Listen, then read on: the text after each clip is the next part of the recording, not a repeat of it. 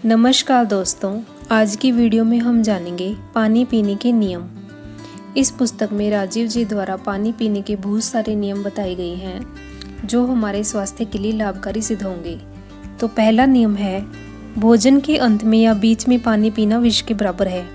कम से कम 1.5 घंटे के बाद पानी पीना चाहिए। खाया हुआ भोजन 1.5 घंटे तक जठर अग्नि के प्रभाव में रहता है, इसलिए हम भोजन के तुरंत बाद पानी नहीं पी सकते। कम से कम 1 से 1.5 घंटे का बीच में गैप होना ही चाहिए। अगर हम भोजन से पहले पानी पीना चाहते हैं तो हमें 40 मिनट या 1 घंटे पहले पानी पीना चाहिए। भोजन के साथ पानी कभी न पिएं।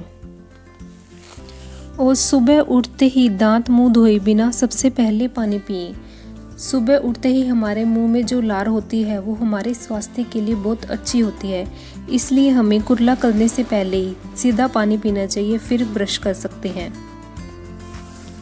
यदि आपके भोजन में 2 अन्न है तो एक अन्न की समाप्ति और दूसरे अन्न की शुरुआत के पहले 1 से 2 घूंट पानी पी सकते हैं। भोजन के अंत में गला साफ करने के लिए सिर्फ 1 से 2 घूंट तक पानी पी सकते हैं। यदि हमें भोजन के बाद कुछ पीने की इच्छा होती है तो सबसे अच्छी चीज़ है मट्ठा छाछ। दोपहर के भोजन के बाद हम मट्ठा छाछ पी सकते हैं। दूसरी चीज़ है दूध। शाम के भोजन के बाद दूध अच्छी चीज़ है, हम दूध ले सकते हैं, लेकिन अगर हम दूध सोते समय लेते हैं तो ज़्यादा अच्छा है। तीसरी चीज़ है मौसमी फल या मौसमी फलों का रस। अगर सुबह के भोजन के बाद हमें कुछ पीना है तो हम मौसमी फलों का रस ले सकते हैं। इसी प्रकार हम पानी पीने की बजाय इन सब चीज़ों का इस्तेमाल कर सकते हैं जो हमारी आवश्यकता को भी पूरी करते हैं और हमारा स्वास्थ्य के लिए भी अच्छे हैं।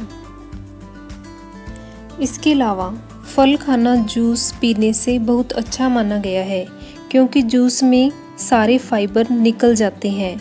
फाइबर ब्लड को साफ करते हैं, बड़ी आंत छोटी आंत को साफ करते हैं। जूस में थोड़ा काला नमक डालकर पिएं या अदरक का रस अथवा चूना डालकर पिएं, कभी भी सर्दी नहीं होगी। 1 गिलास जूस में 1/4 चम्मच अदरक का रस, काला नमक 1 गेहूं के दाने के बराबर और चूना भी इतना ही मिलाकर लें। पानी पीने का अगला नियम है, हमें हमेशा पानी धीरे धीरे घूंट घूंट कर ही पीना चाहिए। हमारे शरीर में भोजन पचाने के लिए अग्नि होती है और अग्नि को तीव्र करने के लिए अम्ल होता है और मुंह में क्षार बनता है।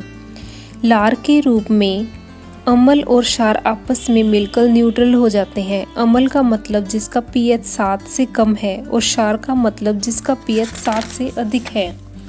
न्यूट्रल का मतलब जिसका pH 7 है। पानी न्यूट्रल है हमेशा। पेट हमेशा पानी के जैसा रहे तो सबसे अच्छा है। पानी घूंट घूंट कर पीने से लार अधिक मात्रा में पेट में जाएगी तो अम्ल शांत करने में मदद होगी, जिससे आपका पेट न्यूट्रल रहेगा।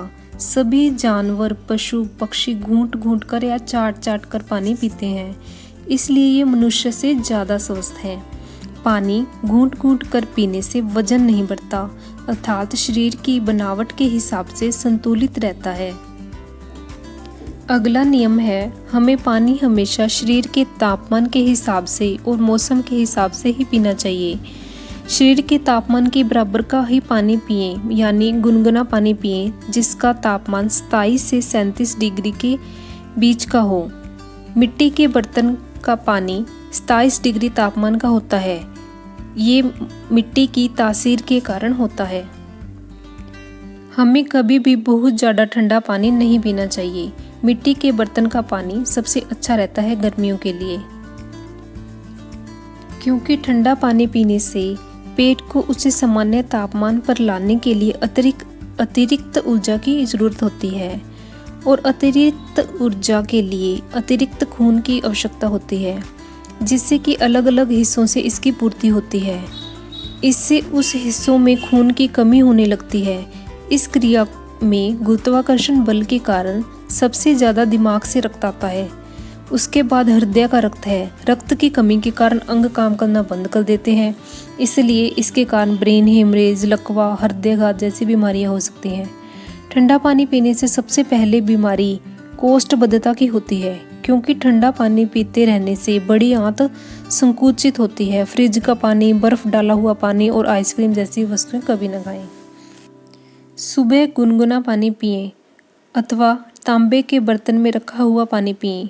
प्लास्टिक और एल्युमिनियम के बर्तन का पानी कभी न पिएं, क्योंकि पानी का अपना कोई गुण नहीं होता। इसे जिसमें मिलाया जाता है उसी का गुण धारण कर लेता है। पानी हमेशा बैठकर ही पिएं।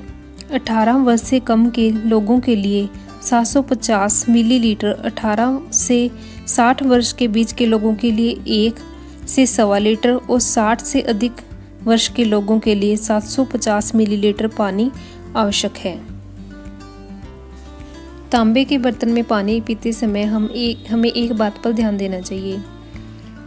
तांबे के बर्तन में पानी पीते समय हमारे पांव नंगे न रहें, अर्थात लकड़ी या प्लास्टिक जैसी ही किसी वस्तु को पैरों में धारण करके ही तांबे का पानी पिएं। खड़े होकर और जल्दी जल्दी पानी पीने से 2 गंभीर रोग होते हैं, जिसमें पहला है हार्निया और दूसरा है अपेंडिक्स। पानी हर व्यक्ति अपने वजन से 10 से भाग करके 2 घटाकर दिन में पानी पीने की मात्रा की गणना कर सकता है। यानी एक फार्मूला है जिसे हम पता कर सकते हैं कि हमें कितना पानी पीना चाहिए। जितना हमारा वजन है उससे 10 से भाग कर सकते हैं और उसमें 2 माइनस कर दें। यानी अगर हमारा वजन 60 किलो है तो उससे 10 से भाग कर दें, 6 में से 2 घटाएंगे तो 4, और सामान्य रूप से 4 से 5 लीटर पानी पीना ही चाहिए। एक साथ घटाघट पानी पीना हमारी किडनी पर दबाव डालता है, क्योंकि शरीर में पानी को छानने का काम किडनियां करती है। इस प्रकार पानी पीने से शरीर को कोई लाभ नहीं होता। ऐसा अमेरिका के 2 वैज्ञानिकों का शोध से पता चला है। इसलिए हमें पानी हमेशा धीरे धीरे पीना चाहिए।